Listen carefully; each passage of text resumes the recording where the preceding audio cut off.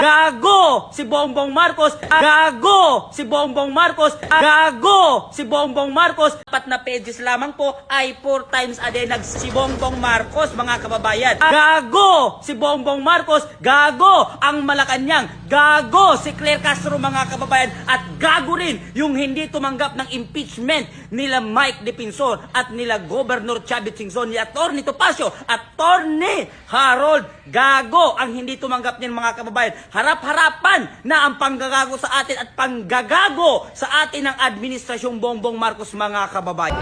Actually, si Leni Robredo kasi, totoo yung sinabi ni Pierre na bubog talaga yan. Ha? Siya mismo nagsabi doon sa, saan nga siya ngayon, Mayor? Sa Naga. Sa Naga. Anong sabi ni Leni Robredo? Hindi ko kaya ang solusyonan ang droga. Dito sa akin, dito sa Naga. Naga pa lang yun. Naga pa lang yun. Paano pa kung buong Pilipinas? Eh sabi ng mga kakamping, gusto ko si Leni kasi tahimik lang. Kaya nga tahimik kasi bobo. Pero mo yung mga kakamping, tuwang-tuwa sa ginawa ni Bongbong Marcos. Sabi ni Bongbong Marcos, wala, non-political muna tayo dito. Yung media stopping, ay tuwang-tuwa ang mga kakamping. Dahil yung medyas ni Bongbong Marcos pink. Ibig sabihin nun, tayo lang na tingin ni Marcos sa inyo. Pag nakipag-alyansa yung mga kakamping at dilawan kay Bongbong Marcos, mas malala ang mangyayari sa inyo. Bakit? Ang mga Duterte, ang daming utang na loob ang mga Marcos sa mga Duterte. Pero tinraidor para nila. Kayo pa kaya mga dilawan na matagal ng kaaway ng mga loyalista? Tagal na rin nila kaaway. Oh, tapos ang mga loyalista, ayaw nila kay Marcos Sr. Bakit? Ayaw nila dun sa martial law eh. Ngayon, gusto na nila si Bongbong Marcos para lang mapatalsik si Duterte kasi hindi nila matanggap eh. Hindi matanggap ng mga politiko dito sa Luzon na mayroong politiko nang galing sa Luzon na nagawa yung mga hindi nila nagawa. At yung mga taga-Luzon naman, galit na galit kay Pierre. Bakit? Hindi sila sanay sa leader na matapang at matalino. Sanay sila sa leader na bubuk at tanga. Magdalakaw. Yun lang, thank you. Saan kukuha ang mga Duterte ng pambabayad sa mga tao? Bahay nga Duterte, bulok eh. Oo, tama eh. Bahay nga Duterte, doon sa Davao eh, mas mayaman pa itong bahay na kakapasok lang sa kongreso. Kesa doon ang tagal ng mayor, naging presidente pa na, bulok ang bahay. So saan kukuha ito ang mga Duterte ng pambayad ng tao? Diba? Dito kami sa harap na sa Supreme Court para i-submit namin ang petition ng mamamayang Pilipino na dapat may pabalik din si Pierre Ardif. Kaya ngayon, February 23 ay daladala namin ang mga suporta, ang mga pirma ng mga mamamayang Pilipino na naniniwala kay PRRD at itong panawagan namin na i-push ng government ng Supreme Court ang administrasyong Marcos na kunin si PRRD at ibalik ang ating bansa. Dahil meron naman tayong batas sa Pilipinas. Diba? Meron tayong umiiral na batas sa Pilipinas. Meron tayong matalinong mga abogado na dapat umusga kung ikaw ba'y nagkasala o hindi. Unang-una sa lahat, si PRRD walang kaso sa Pilipinas. Diba?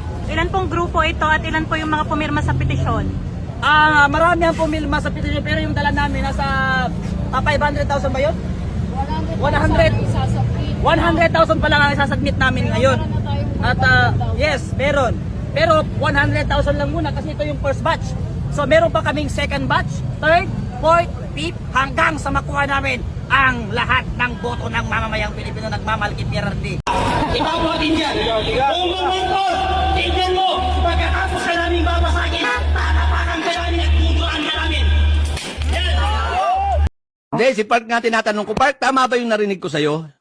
Maraming nagawa si Duterte, tama ba? Tama. Okay, sa dami ng nagawa ni Duterte, pwede mo ba akong bigyan ng 3 na infrastructure project na nagawa niya? Ha? 3 ha? Na brainchild niya, sinimulan, at tinapos. Sige na, gumamit ka na ng computer mo, ng laptop mo. Oh, maliwanag yung tanong ko ha, siguro naman eh. Hindi ko na alam, pag malabo pa rin yung tanong ko, palagay ko may problema na kayo sa comprehension ha. Napakalinaw na nun. O sige, pakisagot. Kapatid na Alfredo, 3 lang kasi yung hinihingi mo. Ang sagot ko naman, marami nga siyang nagawa. Alin nga doon, magbigay ka nga ng halimbawa sa dami. Nasa harap ka na nga ng laptop eh. Marami. Ano nga yung maraming yun? Magbigay ka nga kahit, di ka pa nga kahit isa nga, wala kang maibigay sa dami. Nagagalit ka kasi kaagad. Hindi ako nagagalit. Ito talaga ang boses ko. May problema sa comprehension ng mga tao. Sige, lilinawin ko ba uli? Uulitin ko uli ang tanong. Malabo ba? Oo. Uulitin ko uli ha. Okay, uulitin ko. Ang tanong ko, Nagsa-shopping ka, ulitin mo nga. Nagsa-shopping ka. wala, kasi. nalukuhan na ito. Hindi nyo kayang sagutin. Wala na. Sa dami ng nagawa ni Duterte, walang pa yung sagot, oh! Administrasyon ni Emilio Aguinaldo. Si Goyo mismo ang nag-utos. Napatayin si General Luna. Si Goyo namatay dahil sa pagiging tuta. Si Luna namatay dahil sa prinsipyo. Kayong mga pulis, nag-training kayo ng ilang taon tapos magpaboto kayo sa mga politiko na walang training. Ano ang mga utasyon? Hindi tayo nakakagawa! Sa kayo yan! Nangyari yun. Hindi kami kurakot. Hindi kami magdanakaw. At hindi kami... Dahil ba kami ay iniipit dahil anti-corruption kami? Ayaw namin sa administrasyon magdanaw kaya kami ang iniipit. Kayo, inaasan ni Duterte yung sahod nyo. Pinasuot kayo ng uniform na bago. Pinakain tayo. Pero ginagawa nyo dyan! Ayahan ninyo na magkasalitan tayo. Magpatayan tayo ng puro Pilipino. Dahil sa kay Marcos na magtinatawa kami. Kainoto ng Amerikano. Lamang gusto nyo, taga-taga ka na lang ang gusto ng bulok na to. Yan ang gusto nyo, ay pamana sa mga anak nyo. Ang mga katangahan, ang taduwagan. Ha? At patandaan nyo, pero ayaw nyo lawakan ang utak nyo. At pag kayo pagdulog Adik, bangag, lutang. Bentong adik. Lutang adik. Lutang, lutang. Lutang adik. Lutang adik. Lutang adik. Lutang adik, adik. Adik, lutang. Adik, lutang. Adik, lutang. Walang estudyante. Tarantadong estudyante. Na walang alam. Estudyante. Yan. Laban ka pa rito. Yan ang mapapala ng mga estudyante hindi marunong mag-research. Bakit? Ano ang tinuturo ng mga profesor nila? Ang tinuturo ng mga profesor nilang mga buko, mamamati tao ni Duterte. Pero hindi nila sinasabi kung ano ang pinatay ni Duterte. Mga adik kagaya mo. Estudyante ka pa lang pero bugok ka na. Estudyante ka pa lang pero nagraragpi ka na. Estudyante ka pa lang pero adik ka na. So sa palagay mo, Kuya Park, wala talagang mangyayari sa Walang ganito. mangyayari. Uwi-uwi lang tapos rally, balik na naman. Magkaisa tayo. Mag-rally tayo. Maya-maya, uwi. Bukas, balik tayo. Uwi tayo. Balik bukas tayo. Langaw lang ang mapapagawa mo nun, tanga. Wala. Ilang rally na yung ginawa natin. Wala nang pumunta ng mag-isang taon na. Isang taon na. Nanalo, wala. Nalalagay sa alanganin, no? Lalagay sa alanganin. At ito pang ano dyan. Isa tayo sinakasuhan. Nagsawa na ang CID sa akin sa pagtawag sa akin. Ayaw na nila akong tawagin ngayon. Ito dapat yun. Di ba? Tapos pag nanalo sa rally, bumagsak si BBM, lahat ng mga na nasa taas ng stage, nagpapaheli, nagpapasikat. Pero pag sa labanan, wala. Di ba? Pero pag victory, oh, panalo tayo, panalo tayo. Lahat ng artista nandyan para magpasikat. Hindi, Kuya Park, kasi Kagaya ng leader ko, sampalin ko ng 3 beses sa mukha. Tawagin niya ako, sabi niya mag-rally tayo. Tapos siya nasa mall. Suntukin ko ang leader ko yan. Hindi ako papayag nun. No, nung nasa Mindiola tayo. Nagpawat ba ako hindi? Lahat ng pulis, pinagmumura ko. Kahit doon mismo bakit? Ako yung nakikita ng tao na nagsasalita. Tapos makikita nila sa peligro, ako ang unang tatakbo? Hindi yun pwede. Pag nagkagulo, ay, sumakay ng kotse si pa, umuwi. Pag victory, nasa sa stage. Ayaw magpawag ng microphone, gusto sa kanya lang. Mga kababayan, palalo tayo, papunta nga ako dahil. Hindi yan pwede. Sugurin mo mukha mo, tanga.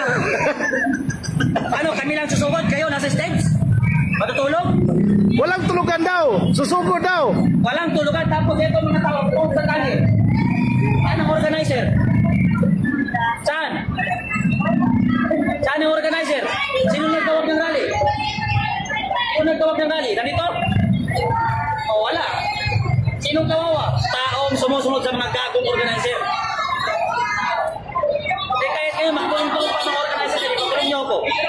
Suntukan tayo sa loob ng kulungan. Gago kayo. Kawawa yung taong kumusunod sa inyo eh. Pagdating ng tao, bigla kayong aalis. Di ba? Kahit pagkain, hindi nyo inuwanan. Tubig lang. Anong gusto nyo? Hanggang bukas, uminom sila ng tubig? Tapos saan sila iihi dito?